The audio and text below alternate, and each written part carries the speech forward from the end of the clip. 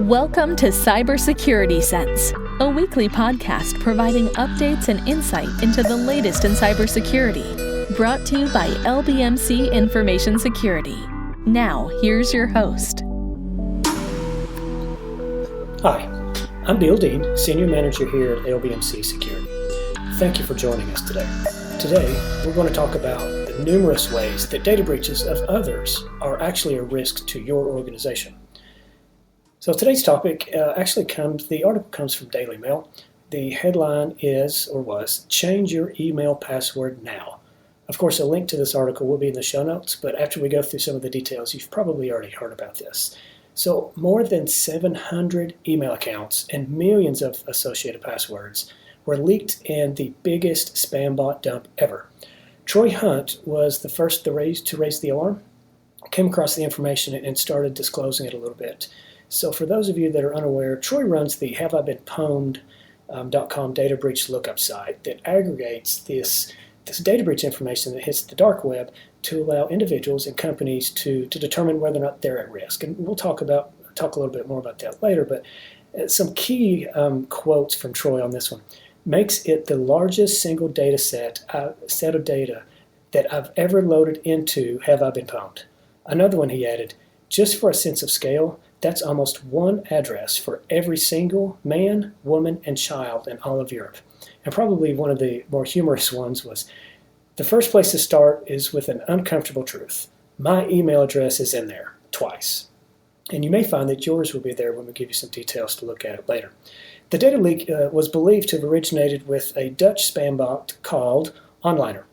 The information was leaked after cybercriminals, for some reason, allowed visitors to their servers to download their database without needing a username or a password. The bot behind it is designed to spread malware that steals bank details and causes people's devices to transmit viruses, as well as pump out spam messages used by internet criminals in online scams. So just a massive amount of email information that they're using to send spam, log into accounts and do some nefarious things. And we've all gotten some of those emails from a colleague or a friend in which they actually didn't send it. This may have been associated with that.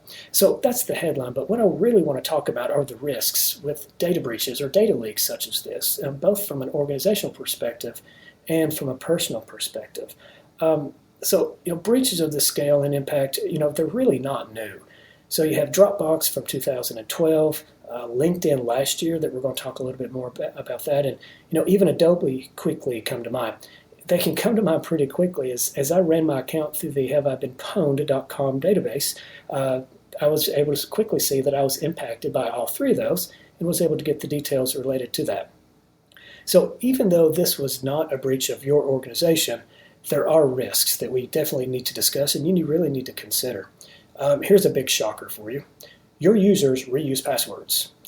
This will include passwords that they use at your organization along with some of their personal accounts. And unfortunately, there's really nothing that you can do about it. Someone can use the same password for LinkedIn that they're using to log on to your domain.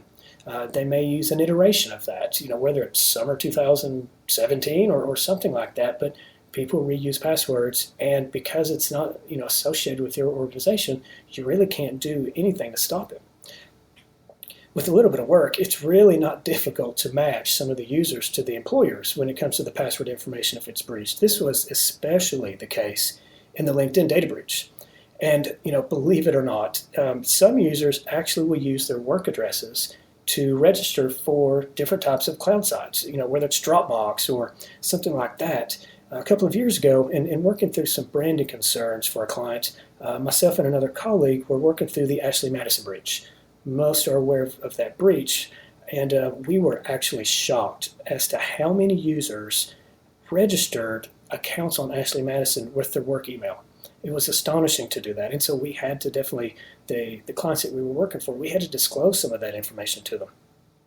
Got to give another plug for multi-factor authentication here. If someone is using the same LinkedIn, Gmail, pick your flavor of cloud account password as they're using with your organization, then multi-factor authentication is definitely going to help you to be able to stop that. Also, attackers, they're going to use this information for phishing and spear phishing campaigns. With the LinkedIn data breach email addresses publicly available, why would they look anywhere else? with this data, even us, when we do our phishing campaigns for clients, we no longer need to spend extensive amount of time researching online databases for targets and trying to do all this open source research to find our target list. Pretty much everything that we're looking for is in that LinkedIn database. And we don't have to have the passwords, of course, just the email. Well, what that happens, even from a consulting perspective, we're saving a lot of time on compiling email addresses for the target campaign. What we can do, and what the adversaries, you can guarantee, are also doing, is invest that time on better phishing messages, the infrastructure to support some of the command and control communications, and working a lot harder to develop malware that's going to be very difficult to detect, to embed into our attachments. Again, you can be certain that the adversaries are doing the same thing. So even though this was not a data breach against your organization, there is still a risk that you really need to consider. And so now we need to talk about the obvious risks to you, your family, and friends, from a personal perspective. In the show notes, I'm going to have a couple of these databases, but I've already talked about have I been pwned. So go to that website and check and see if your email address, work, personal, whatever email address you're using, and plug it into there. And yes, it is safe. This is a reputable organization, and Troy is definitely a reputable professional, in which you're just entering an email address. You enter that email address in a lot of other places. So this is not like, hey, I checked the strength of my password sites. So check and see. I almost promise you've been impacted by one of these data breaches. But take it a little bit further and check your family, check your friends. Tell people. Another site that I often use is called Breach or Clear by jestercourt.addresses.cc. Jester is a white hat hacker, pretty talented from what you can tell on Twitter, but he also maintains the same type of database that you can check and see what's going on. Again, you're just entering an email address. I can't stress this enough, and please convey this to family and friends. Do not use the same password for every site. And if you find that your email address is in this latest data dump, you need to change your password at every site and use a unique site. I know how complex this is, but you can do some simple things. Like you can take a single password and use it in a lot of different places, but just add a variant to that. So let's say you have a password and it's for Gmail. Then you can add G00GL3 or something like that, to where you can keep the base password and have something specific to that site in which you can kind of keep up with it. I realize how difficult this is. There's also, you can use password vaults to keep up with this information. And I'll have a couple of those in the show notes also. So for your important, and I'm air quoting, important online accounts, Apple, Gmail, Amazon, configure some additional security. They do have the option for SMS for multi-factor authentication in some circumstances. I definitely have that turned on where possible. And also you can get some alerts for failed excessive logons. When the LinkedIn data breach occurred, I was getting alerts from almost every online account that I had that people were trying to log in. This one seems obvious, but it may not be. Try not to, or actually don't. Just don't save your password into the browser. Some variants of malware and other types of tools can easily extract these saved passwords from your browser. To kind of demonstrate how simple this is, I'll put a link in the show notes to a suite of software applications. It's under nursoft.net, in which it has a web browser password recovery tool for every browser known that will pull those passwords out of there. You see asterisks, it can actually pull those passwords.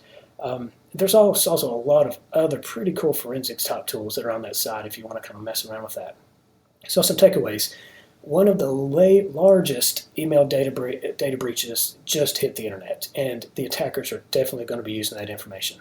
While it was not directly your organization, please understand that there are some risks to your organization. There are also obvious personal risks if you're in that database that you need to talk to your friends, your family, check on them, go through this checklist of things that they need to do.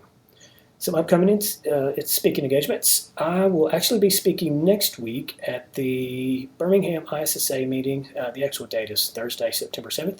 The topic is going to be one of my favorites. It's Darwinism via Forensics. It's a talk that I continue to update and revamp often, and it's a very entertaining, very good talk on computer forensics. I'll also be speaking on ransomware at the TSCPA Healthcare Conference in Nashville on October 6th. As I've mentioned before, Mark Burnett, shareholder here at LBMC Security, will be giving his Dear President, Top Ways to Secure the U.S. talk at InfoSec Nashville on September 19th. More details will be in the show notes. If you're in the Middle Tennessee area and you've not been to the InfoSec, very good conference. Lastly, on my list, I will be speaking at the Utility Technology Association on October 18th, 2017. I'll put a link in the show notes on that. I'm going to be talking about the process of effective incident response. So in closing, thank you for listening. Tune in next week as I currently plan to take on the topic of a different angle on ransomware, in which the risks of maybe having to disclose that you may not anticipate. So tune in for that and have a great week.